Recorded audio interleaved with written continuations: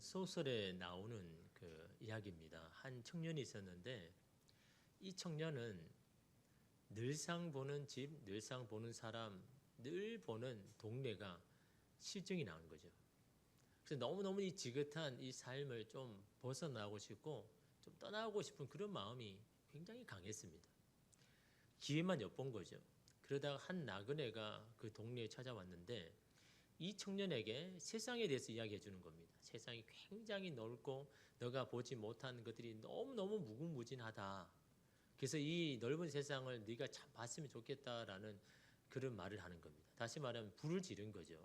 그런 갈망이 있었는데 그런 세상에 대해서 이렇게 설명을 하니까 이 청년이 막 불이 붙는 겁니다. 그래서 내가 지금 살고 있는 이곳을 좀 떠나서 좀 넓은 세상, 좀 새로운 세상을 좀 보고 싶어서 그 동네를 이렇게 떠납니다. 한나절을 이렇게 걸어가다가 좀 지쳐가지고 좀 쉬려고 누웠습니다. 누울 때 이 신었던 신을 내가 가야 할 방향 위치로 이렇게 가지런히 놓은 거죠. 그래서 일어나자마자 그 신발을 신고 그 방향으로 가려고 한 겁니다. 그래서 잠을 자는데 지나가는 이 방앗간 주인이 그걸 보고는요, 장난을 치려고 재미로 그 신발을 반대로 거꾸로 놓아버린 겁니다. 이 일을 모르고 그냥 잠을 자는 이 청년은 잠을 깬 후에 이제 떠나려고 신발을 신습니다. 그리고 그 신발이 놓인 방향대로 이렇게 걸어가는데 그 이상한 거죠. 걸어가면 갈수록 너무나 눈에 익은 풍경들이 보이는 겁니다. 야, 세상이 넓어서 뭐 이렇게 똑같은 풍경도 있겠지라고 이렇게 생각을 한 거죠. 근데 한 동네에 들어가는데 너무너무 놀라는 겁니다. 자기가 지금까지 몇십 년 동안 살았던 동네와 너무 똑같은 겁니다. 그래서 야, 어떻게 이렇게 내가 살던 곳과 똑같은 동네가 있을까라고 이렇게 생각하고 의심은 들었지만 자기가 살았던 동네라고는 전혀 생각을 못한 거죠. 근데 그 동네에 딱 들어가니까 너무 마음이 편한 겁니다. 너무 아름다운 겁니다. 야, 이런 동네에서 살았으면 정말 살만하겠다. 잘 살 수 있겠다라고 이렇게 생각을 하고 그 마을의 이 장로를 찾아가 가지고 내가 여기 좀 머물러 되겠습니까? 라고 하니까 그 마을의 장로가 허락하는 겁니다. 그래서 그 장로의 이 배려에 따라서 자기가 예전에 살았던 집과 너무나 똑같은 그 집에서 살게 됩니다. 그리고는 거기서 일을 하면서 그래 내가 여기서 이 돈을 많이 벌어 가지고 내가 고향집으로 꼭 돌아가야 되겠다라고 그렇게 생각을 한 거죠. 사실 이 사람은 어디에 왔습니까? 몇십 년 동안 살았던 그냥 자기 동네, 자기 집에 온 거죠. 여러분 이 소설이 이야기를 하는 이유가 뭡니까? 그것은 약간의 풍자인 거죠. 현실을 살아가는 오늘 우리의 그런 모습을 보기를 원하는 거죠. 현실의 삶의 뿌리를 내지 못하고 새로운 삶을 동경하기에 현재의 삶을 어정쩡하게 보내는 그런 이 현대인의 삶의 모습을 보고 이런 그런 이야기를 한 거 아닙니까?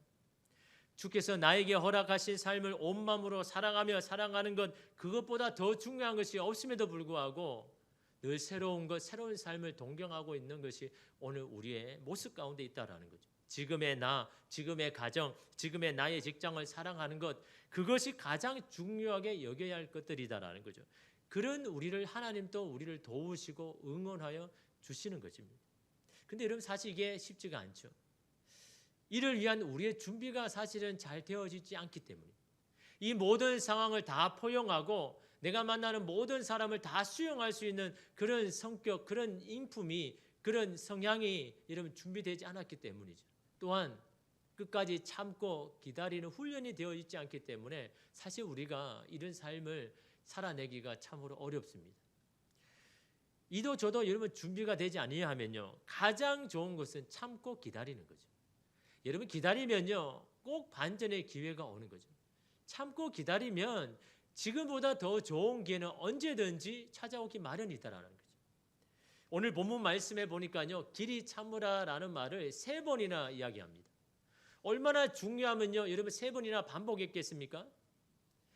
이 말씀이 바로 길이 참으라라는 것이 오늘 말씀의 핵심 개념이라는 것을 말해주고 있는 거죠. 길이 참으라라는 것을 오래 참음, 인내라고 말할 수 있습니다. 야고보가 이렇게 길이 참으라라고 말하는 데는 그 이유가 있는 거죠. 여러분 로마서 5장 3절에서 4절에 보면요. 다만 이뿐 아니라 우리가 환난 중에도 즐거워하나니 이는 환난은 인내를, 인내는 연단을, 연단은 소망을 이루는 줄 알기 때문에. 이 환난을 통해서 결국 우리가 바라고 원하는 소망을 이루는 것을 내가 알기 때문에 즐거워하고 기뻐하는 것 아닙니까? 그런데 이 환난이 이 소망을 이루는 데까지 가기 위해서는 뭐가 필요합니까? 인내가 필요하다는 거죠. 인내가 중요하다는 거죠. 참고 이기는 것이, 기다리는 것이 중요하다는 거죠. 이 환난을 향하여서 인내를 할 때 그 인내가 우리를 연단시키고 훈련시키더라라는 거죠. 그렇게 훈련된 우리의 인품, 우리의 성격, 우리의 모든 모습이 준비될 때 우리는 바라고 원하는 것들을 이룬다라는 거죠. 그래서 이 인내가 그렇게 중요하다라는 거죠. 여러분, 야고보서는 누구에게 준 편지입니까? 신앙의 박해로 인해서 여기저기 흩어져 살아갈 수밖에 없는 그런 신앙의 사람들에게 보내는 편지입니다. 그들에게 야고보는 지금 필요한 것은 인내라는 거죠. 지금은 참고 기다릴 수밖에 없다라고 말하고 있는 겁니다. 여러분 7절에 보니까요. 그러므로 형제들아 주께서 강림하시기까지 길이 참으라. 보라 농부가 땅에서 나는 귀한 열매를 바라고 길이 참아 이른 비와 늦은 비를 기다리나니 라고 이야기합니다. 언제까지 참으라고요? 언제까지 길이 참으라고요? 주께서 강림하실 때까지. 주께서 이 땅에 오셔서 모든 것을 다 서로게 하실 때까지 너희는 길이 참아야 된다라고 이야기합니다. 여러분 특별히 이 7절 말씀에 이 그러므로라는 말을 여러분 우리가 그냥 넘어가서는 안 되는 거죠. 그러므로라는 단어가 나올 때는요. 앞의 내용을 반드시 읽어봐야 되는 거예요. 앞에 어떤 상황이 있기 때문에 이런 결과론적인 것을 말하고 있는가라고 말할 때 여러분 앞의 내용이 어떤 상황입니까? 한마디로 불의가 득세하는 시대입니다. 악인이 형통하는 시대입니다. 반면에 선하게 살고자 하는 자가 손해를 얻는 그런 시대, 그런 때를 말하고 있는 겁니다. 그 예로 1절에 보니까요. 들으라 부한 자들아 라고 야고보가 책망하는 대상을 분명히 말하고 있습니다. 여기서 여러분 부한 자들은요. 모든 부자를 말하는 게 아니라 불의한 부자. 불의한 부자들은 들어라 라고 책망하는 겁니다. 불의로 부를 축적하고 가난한 자를 억누르고 약탈하여서 배를 부리는 자. 주변에 가난한 자가 많음에도 불구하고 자기 배만 부리고 자기만 치장하는 그런 자들을 향해서 말하고 있지 않습니까? 특별히 의로운 자들이 그런 자신들의 잘못을 지적할 때 자신의 것을 지키기 위해서 그들을 정죄하고 그들을 중상모략해서 그들을 넘어뜨리고 하는 자들. 그들을 향해서 야고보가 경고를 하고 있더라라는 거죠. 여러분 이런 자에게 분노하는 것은 당연한 거죠. 달려들어서 똑같은 방법으로 갚아주고 싶은 심정은요. 동일할 겁니다. 신앙이고 뭐고 다 내려놓고 그냥 부딪혀보고 싶은 것이 여러분 사람의 심정 아닙니까? 그럼에도 그렇게 하지 못하는 자신을 속상해하고 화가 난 이 그들을 향하여서 야고보는 이렇게 말하고 있는 겁니다. 여러분 큰 그림을 봅시다. 지금 여기에게 경솔하게 반응해서 지금까지 지켜오고 붙들어 놓았던 것들을 다 허물지 맙시다. 그것이 야고보가 지금 여러분 이 형제들에게 오늘 우리에게 말하고자 원하는 그 말씀입니다. 여러분 우리가 직장 생활하면서 늘 느끼는 일들 아닙니까? 그리스도인이라는 이유 때문에 참아야 되고 견뎌야 되고 마음대로 하지 못하고 내 성격대로 하지 못하는 일들이 얼마나 많습니까? 어디까지 참아야 되고 어디까지 손해봐야 되는지에 대해서 너무 답답할 때가 많지 않습니까? 그런데 야고보가 말하는요. 이 길이 참으라는 이 말이요. 그냥 불의에 대해서 분노하지 말고 잘못한 것에 대해서 그냥 타협하며 넘어가라는 말이 아닙니다. 여기서 이 길이 참으라는 이 헬라어를 보면요. 참으로 재미있습니다. 이 말은요. 길다라는 의미를 가진 마크로스와 분노나 성냄을 나타내는 이 디모스가 합성된 단어입니다. 사실 합성돼 보면 이상하거든요. 길이 분노, 길이 성내다. 사실 말이 안 맞는 거 아닙니까? 그런데 여러분 이 말이 말하는 것은요. 이 분냄, 성냄을 강조하고 있는 겁니다. 다시 말하면 여러분 이 길이 참으라라는 것이요. 분노나 그 성냄을 제거하라는 말이 아닙니다. 당연히 불의를 보면요. 분노해야죠. 잘못된 것을 보면 성내는 것은 자연스러운 것이다라는 거죠. 그러나 분이 나고 성이 나지만 자제하라는 거죠. 길이 그 성을 그냥 가지고 있으라라는 겁니다. 발산하지 말라라는 겁니다. 단지 그것으로 인한 경솔한 행동, 안갚음, 복수를 하지 말라라는 겁니다. 그것으로 내가 그리스도인이라는 것을 포기하지 말라라는 겁니다. 우리는 악으로 악을 갚는 사람이 아니기 때문에 선으로 악을 이겨야 할 사람이기 때문에 그냥 길이 참는 것이죠. 그들이 그냥 그것이 맞아서 그냥 참는 것이 아닙니다. 우리가 힘이 없어서 참는 것이 아닙니다. 우리가 그런 지혜가 없어서 참는 것이 아니다라는 거죠. 우리는 그렇게 살아갈 사람이 아니기 때문에, 선으로 악을 이겨야 할 사람이기 때문에, 분노하더라도, 화가 나더라도 길이 참으라라고 말하는 거죠. 그러면서 우리에게 농부에 비유합니다. 길이 참아야 할 이유를 설명하는데 7절에 보니까 뭐라고 합니까? 농부가 땅에서 나는 귀한 열매를 바라고. 무슨 말입니까? 농부의 목적은 뭐라고 이야기하는 겁니까? 열매라는 거죠. 그렇게 수고하고 땀을 흘리는 목적은 이 열매를 얻기 위해서 하는 수고다라는 거죠. 그 열매가 없으면요, 그렇게 할 이유가 없다라는 거죠. 농부가 길이 참는 이유는 단 한 가지, 귀한 열매를 바라기 때문에 참는 겁니다. 그것이 잘못되지 않아서가 아니라요. 우리는 속이 없는 사람이 아니라, 우리가 지혜 없는 사람이 아니라, 힘이 없는 사람이 아니라 열매를 바라기 때문에, 그것이 여러분 우리의 인생의 목적이기 때문에, 우리도 어떤 일을 할 때 누가 부딪힐 때 여러분 그것을 기억하라는 겁니다. 내가 이 일을 왜 하는지, 무엇 때문에 이 일을 하는지 이것을 잊어버리면 안 된다는 거죠. 왜 우리가 이런 수고를 하고 이런 땀을 흘리고 우리가 이렇게 참아야 되는지에 대한 분명한 목적을 잃어버리면 안 된다는 거죠. 물론 여러분 이런 상황이 되면요, 속상하죠. 감정에 휩싸이죠. 그 목적을 잃어버리고 감정대로, 아니면 내 자존심을 지키기 위해서 경솔히 행할 때가 얼마나 많습니까? 그러기에 야고보는요, 우리가 길이 참기 위해서는 먼저 우리가 농부라는 것을 인식해라라는 거죠. 여러분, 농부라고 인식하는 것이 무엇입니까? 농부와 귀한 열매를 바라고 이를 위해서 수고하고 땀을 흘리지만 그것까지라는 거죠. 아무리 우리가 그렇게 해도 결국 열매를 맺게 하는 것은 우리가 아니다라는 사실, 우리는 단지 농부라는 사실, 그것을 여러분 우리가 기억해야 된다라는 거죠. 여러분, 우리가 이 사실을 깊이 깨닫고 인정할 때 우리는 겸손할 수가 있는 겁니다. 화가 나고 속상해도 기다릴 수가 있는 겁니다. 이 모든 상황을 정리하고 해결할 분은 하나님이시라는 것을 인정할 때 우리는 인내할 수 있는 여러분 힘이 공급이 되는 겁니다. 그래서 여러분, 농부가 농부로서 할 수 있는 모든 것, 즉 때가 되면 씨를 뿌리고 물을 주고 여러분 그 밭을 가꾸는 것, 그렇게 한 후에는 어떻게 해야 됩니까? 7절 마지막에 보면요, 이른 비와 늦은 비를 기다리나니. 여러분, 이게 지혜입니다. 여러분, 이른 비는 어떤 비입니까? 10월에 내리는 비입니다. 씨를 뿌리기 전에 땅을 준비시키는 여러분 그런 비입니다. 비를 내려서 땅이 촉촉해서 씨가 뿌렸을 때 잘 들어갈 수 있도록 여러분 그렇게 예비해 주는 비가 바로 이른 비입니다. 또한 뿌린 씨가 여러분 잘 발화할 수 있도록 도와주는 것이 바로 이 이른 비입니다. 또한 여러분, 늦은 비는요, 3월과 4월에 내리는 비입니다. 곡식이 잘 연글 수 있도록, 이 곡식이 이런 풍성하게 열릴 수 있도록 그렇게 여러분 도와주는 비가 바로 이 여러분 늦은 비라는 거죠. 여러분, 이 늦은 비와 이른 비를 기다린다는 게 뭡니까? 이 늦은 비와 이른 비는요, 우리가 할 수 없는 하나님만이 하실 수 있는 거 아닙니까? 이 열매를 맺게 하는 데는 가장 여러분 결정적인 요소가 바로 이 이른 비, 늦은 비 아닙니까? 그래서 농부는요, 이른 비와 늦은 비를 기다린다는 거죠. 다시 말하면 내가 할 수 있는 모든 것을 한 후에 하나님이 일하시는 때를 기다리는 것, 그것이 농부가 할 수 있는 최선의 방법이라는 것을 오늘 우리에게 말씀하고 있지 않습니까? 야고보는요, 우리가 하나님이 일하시고 이 일을 기다리는 중에 우리가 해야 할 일들에 대해서 우리에게 말씀합니다. 그냥 참고 기다리는데 아무것도 안 하는 것이 아니라, 이런 8절 말씀 보십시오. 너희도 길이 참고 마음을 굳건하게 하라. 주의 강림이 가까우시니라. 뭐라고 말합니까? 먼저 너의 마음을 지켜라. 참고 기다리면서 가장 먼저 해야 될 것이 너의 마음을 지키는 것이다라는 겁니다. 우리의 마음이 깨어지고 흩어지지 않도록 가장 먼저 너의 마음을 지키는 것이 네가 할 일이다라고 말하는 겁니다. 그래서 야고보는 뭐라고 합니까? 우리에게 마음을 굳건하게 하라. 마음을 굳건하게 하라는 게 뭘까요?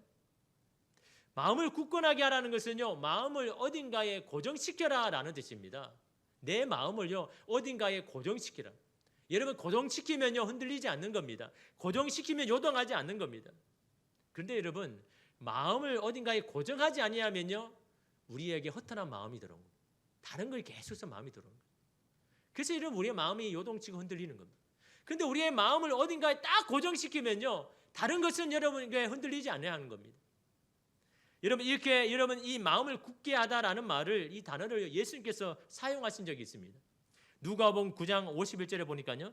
예수 그리스도 승천하실 기약이 차감해.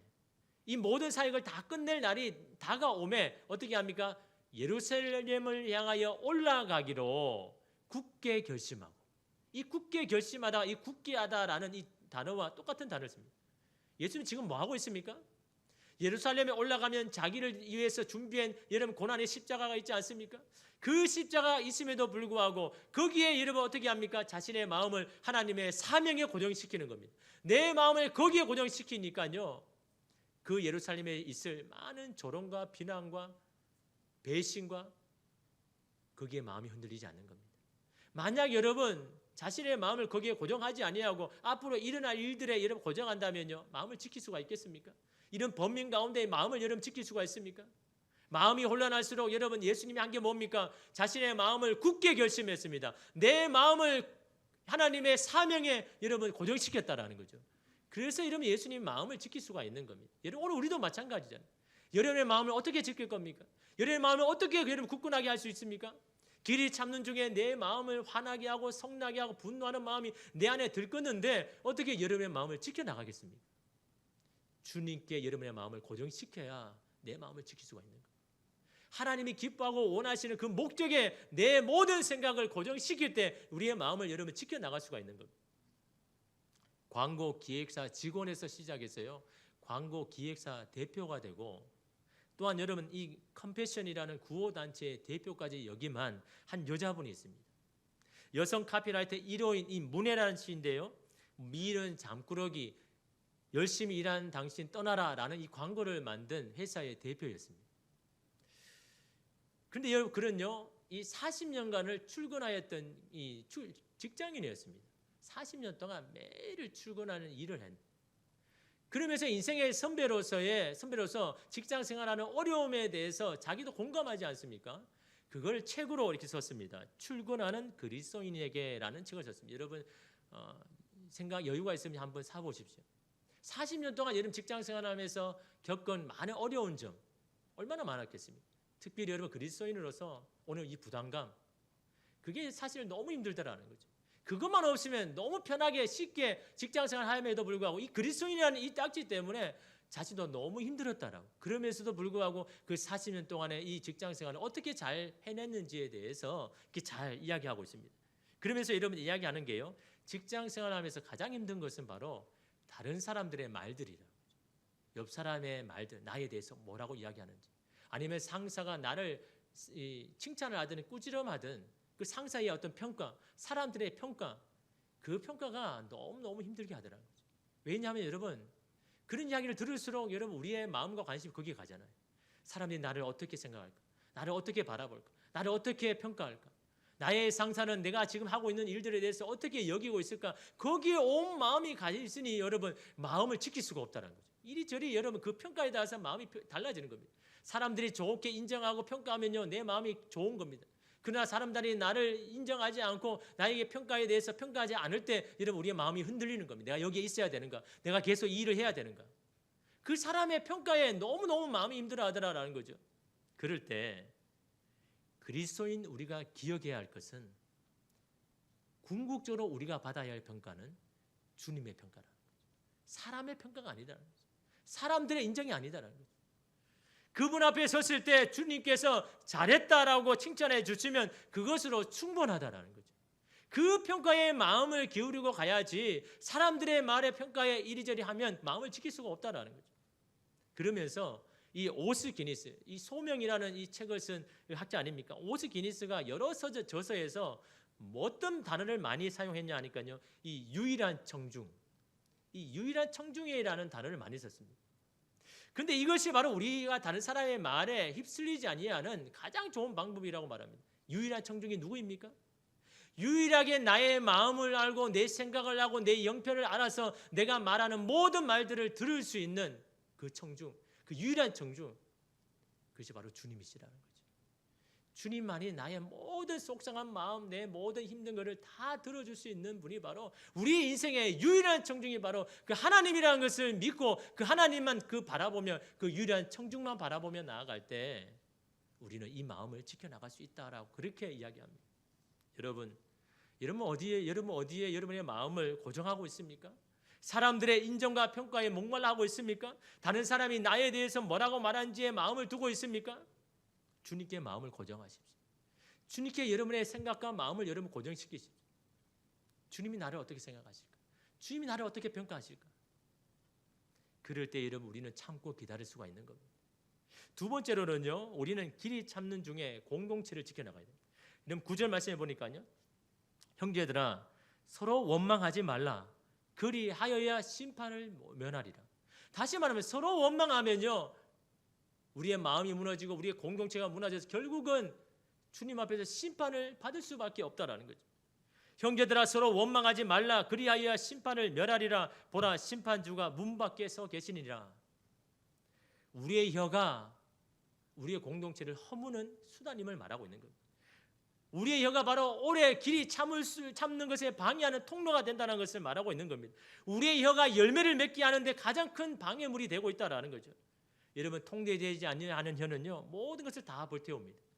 야고보서 3장 6절 말씀에 혀는 곧 불이요 불의의 세계라. 혀는 우리 지체 중에서 온몸을 더럽히고 삶의 수레바퀴를 불사르나니. 삶의 수레바퀴 우리의 인생, 우리의 삶의 모든 터전, 그 사르는 것이 지옥불에서 나느니라 라고 이야기합니다.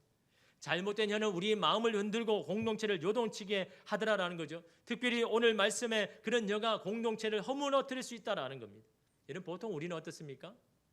궁지에 몰리거나 상황이 악화되면요, 그 책임을 주변 사람에게 전가하잖아요. 당신이 잘못해서 이렇게 된 건 아니냐, 당신이 이렇게 해서 이렇게 된 거 아니냐라고 그 책임을 여러분 전가하면서 원망하지 않습니까?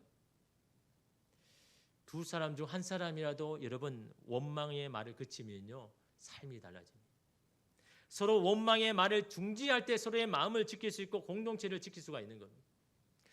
이전 교회에 한 여자 집사님이 계셨는데요, 이 집사님은 신앙에서 굉장히 모범적입니다. 신앙생활도 굉장히 잘하고 또 밖에 사회적으로 일도요 굉장히 사람들에게 인정받을 정도로 일도 잘하시는 그런 분입니다. 그런데 남편의 이야기만 나오면요 입을 닫아버립니다. 남편이 자기 아킬레스건인 거죠. 이 남편이 어떠냐 그러니까요, 하는 사람마다 말아먹는 겁니다. 그러니 이제 하다 안 되니까 이제는 직장을 가는데 직장 생활도 오래 못하는 거냐, 3개월 아니면 6개월, 그럼 다 뛰쳐나오는 겁니다. 그게 여러분 어떻겠습니까? 그걸요 10년 동안. 근데 이 여자 집사님이 잘하는 게 뭐냐니까요, 아침에 자기가 출근할 때 여러분 집에 있는 그 남편을 볼 때 안 속상하겠습니까? 원망의 말이 안 나오겠습니까? 도대체 뭐 하냐고.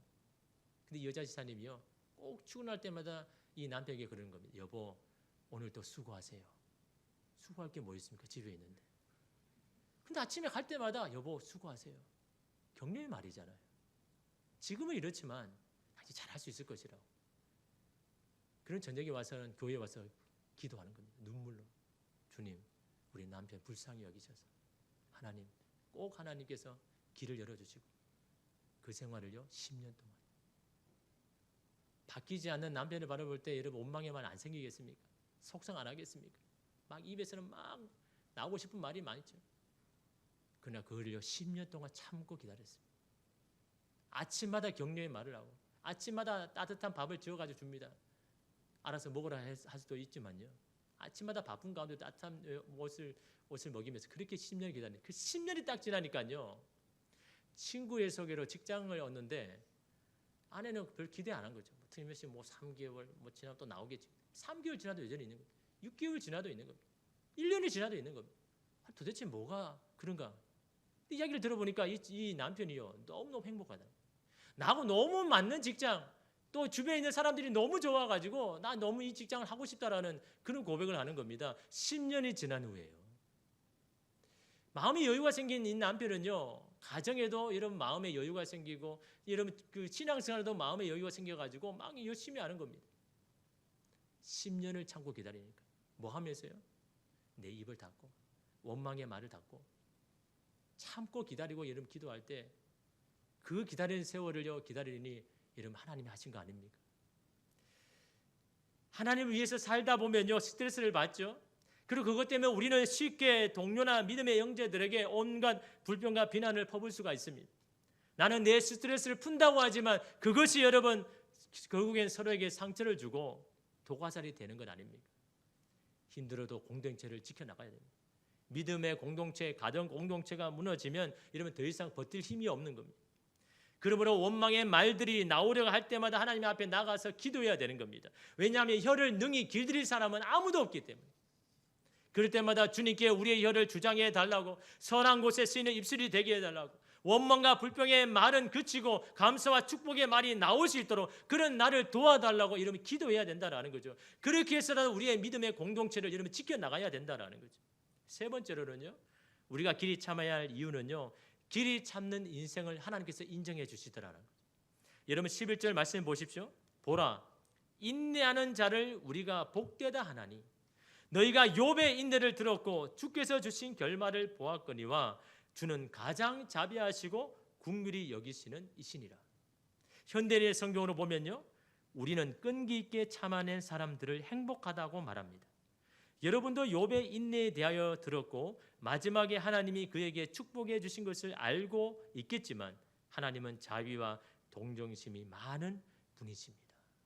끈기 있게 참아낸 그들이 행복하다는 것을 알더라는 거죠. 인내하는 자가 복되다가 아닌 이유는 잘 참아낸 사람들이 결국 행복할 것이기 때문에, 그 당시에 참기 어렵고 힘들지만 끝까지 참아낸 결과가 행복이기 때문에 그 행복은 우리가 한 행동이 옳다고 여기시는 하나님의 인정이다라는 거죠. 여러분 그 행복, 그 축복, 인내하는 자가 복을 받는 거, 그거 여러분 우리의 자산이 많아지고 하는 일들이 잘 풀려서 그것이 축복이고 행복이 아닙니다. 우리가 그렇게 10년 동안 여러 올 동안 참고 견딜 그 행동을 하나님께서 인정해 주실 때, 네가 잘했다라고 인정해 주실 때 그것이 바로 이런 복이고 행복이다라는 겁니다. 지금까지 힘들었던 모든 것들이 다 보상받는 그런 여러분 감격과 기쁨 아닙니까? 욥이 바로 그런 예라는 거죠. 욥은 자신이 왜 이런 고난을 받아야 하는지 몰랐습니다. 또한 친구들에게 왜 자신이 이렇게 정죄를 당해야 되고 공격을 받아야 하는지도 몰랐습니다. 그 이유를 알았으면 여러분 답답하지 않을 건데, 그때 여러분 욥이 한 게 뭡니까? 욥기 14장 14절 말씀에 나는 나의 모든 고난의 날 동안을 참으면서 풀려나기를 기다리겠나이다. 이 고난의 동안 사람들에게 원망하고 불평하고 하나님 앞에 불평하는 그런 모든 일들을 닫아버리고 이 고난하는 날을 참으면서 풀려나기를, 하나님께서 이 모든 것을 다 풀어주기를 기다리겠습니다라고 한 것이 욥이 이 고난 가운데 한 거 아닙니까? 여러분 우리 가운데도 그런 억울함과 원통함이 있습니까? 풀려지지 않는 일로 인해서 속상하고 원망한 마음이 있습니까? 우리가 할 수 있는 것은 주님이 해결해 주실 때까지, 풀어주실 때까지 참고 기다리는 것입니다. 원망과 불평에 입을 닫고 주님이 하실 것을 기다리는 것이 바로 여러분 오늘 욥이 한 거 아닙니까? 그런 욥에게 하나님 어떻게 하셨습니까? 욥기 42장 7절 말씀에 여호와께서 욥에게 이 말씀을 하신 후에 여호와께서 대만 사람 엘리바스에게 이르시되 내가 너와 내 두 친구에게 노하나니 이는 너희가 나를 가리켜 말한 것이 내 종 욥의 말같이 옳지 못함이라. 욥을 그렇게 비난하고 공격하던 세 친구들 앞에서 너희들은 틀렸고 욥이 맞다.